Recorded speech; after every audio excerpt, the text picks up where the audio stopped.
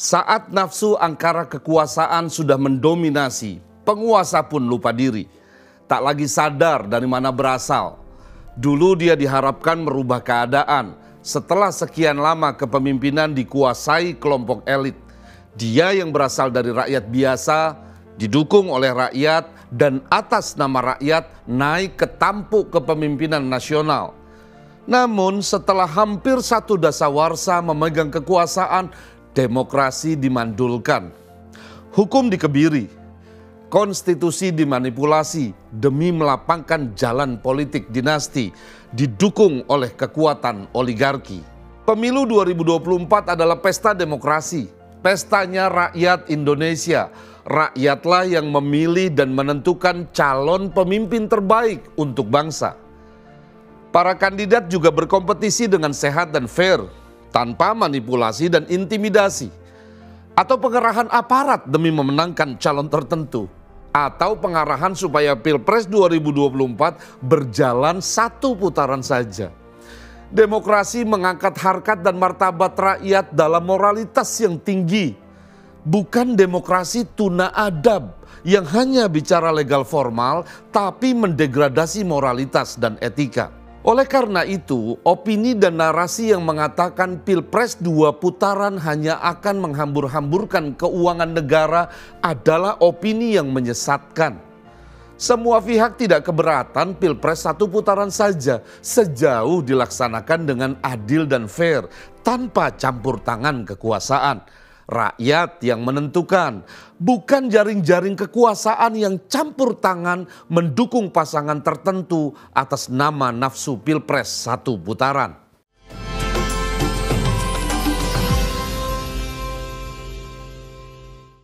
Pemilu 2024 adalah pemilu yang terbesar sepanjang sejarah Indonesia merdeka. Setidaknya kita akan melibatkan 204 juta penduduk sebagaimana yang terdaftar pada DPT.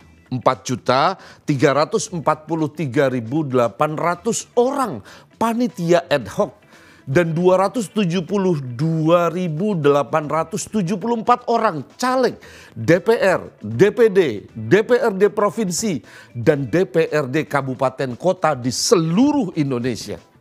Hari pemilihan dalam tahapan pemilu dan Pilpres 2024 akan berlangsung pada 14 Februari 2024. Rekapitulasi penghitungan perolehan suara dilaksanakan pada 15 Februari hingga 20 Maret 2024. Apabila tidak terdapat permohonan perselisihan hasil pemilu, penetapan dilakukan secara resmi oleh KPU paling lambat 3 hari. Setelah KPU memperoleh surat pemberitahuan dari Mahkamah Konstitusi mengenai daftar permohonan perselisihan hasil pemilu atau Pilpres. Untuk mendapatkan kemenangan pada Pilpres 2024 tentu saja bukan perkara mudah.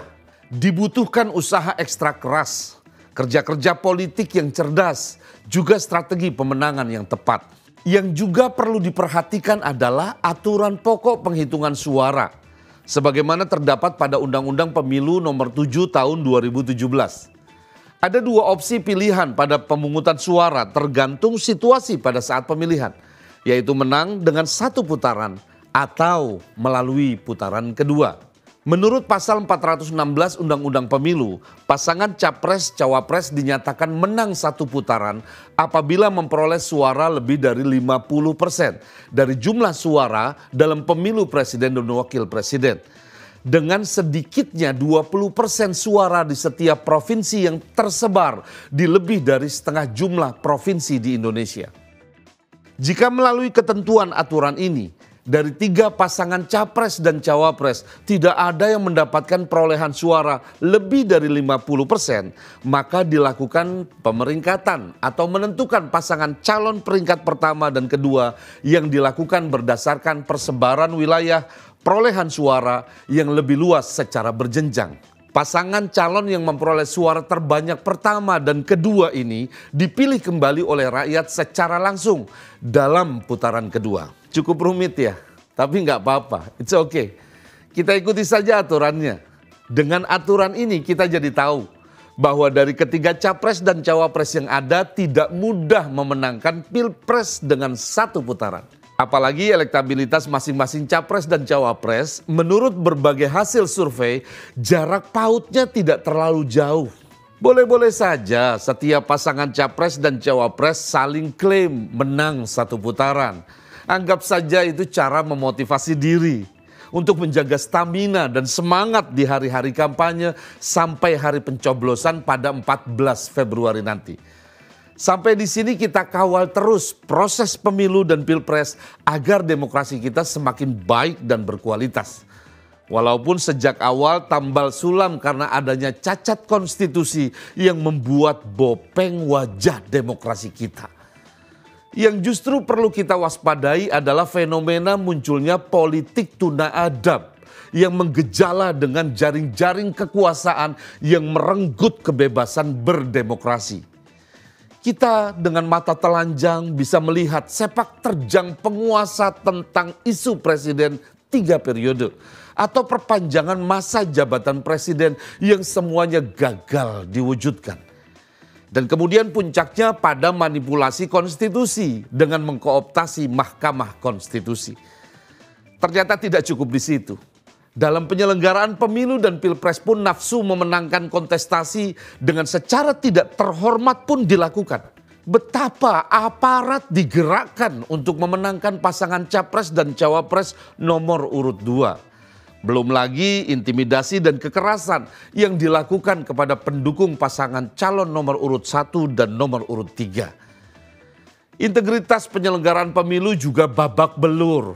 Sepertinya tidak malu lagi melanggar kode etik penyelenggaraan pemilu. Ketua KPU Hasyim Asy'ari berkali-kali diadukan karena melanggar kode etik. Hingga terakhir Dewan Kehormatan Penyelenggara Pemilu (DKPP) menjatuhkan sanksi peringatan keras terakhir kepada Hasyim Asy'ari karena terbukti melanggar kode etik penyelenggara pemilu. Bukan hanya itu, isu munculnya suara siluman juga marak di mana-mana. Sementara Bawaslu seperti tidak punya gigi. Kecurangan-kecurangan pemilu banyak yang tidak ditindaklanjuti. Padahal Bawaslu memiliki kewenangan yang kuat. Bawaslu bisa mengeksekusi, bisa memutuskan dan mengkoreksi prosedur bila salah. Bahkan bisa menghentikan peserta pemilu dan mendiskualifikasi calon yang sudah terpilih. Tapi tanpa komitmen, keberanian, dan konsistensi, Bawaslu hanya menjadi macan ompong yang membebek saja dengan pernyataan dan kemauan kekuasaan. Kekerasan, manipulasi, pengerahan aparat, money politik bagaimanapun adalah noda-noda dalam demokrasi kita yang kini atas nama demi satu putaran dilakukan secara ugal-ugalan. Miris rasanya mendengar tokoh-tokoh agama, kiai, dan ustadz membalikkan punggung, berbondong-bondong mengalihkan dukungan kepada pasangan 02 demi alasan supaya pilpres berjalan satu putaran. Relawan-relawan pendukung juga berbalik arah, mengalihkan dukungan kepada pasangan 02 demi alasan pilpres berjalan satu putaran.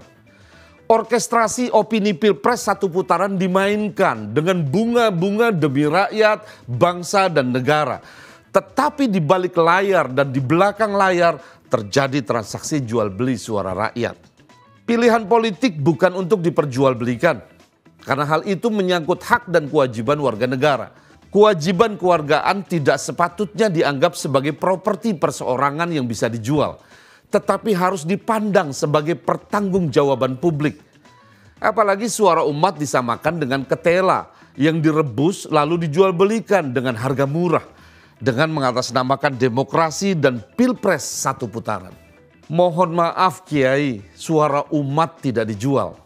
Biarlah umat dan rakyat yang menentukan calon pemimpin mereka tanpa perlu disuap dengan janji-janji surga ataupun lembaran rupiah yang meruntuhkan harga diri rakyat. Demokrasi elektoral dalam prosesnya memang berbiaya mahal, karena partisipasi rakyat dari Sabang sampai Merauke mendapatkan pengakuannya. Walau membutuhkan biaya besar, tapi hasil dari demokrasi yang baik akan memberikan jaminan atas hak asasi manusia, mendorong akuntabilitas pemerintah, melindungi keanekaragaman dan pluralisme, menggerakkan pembangunan ekonomi dan sosial. Dengan begitu, kita bisa membawa bangsa menuju kesejahteraan bersama. Inilah asa saya, asa Ayah NH.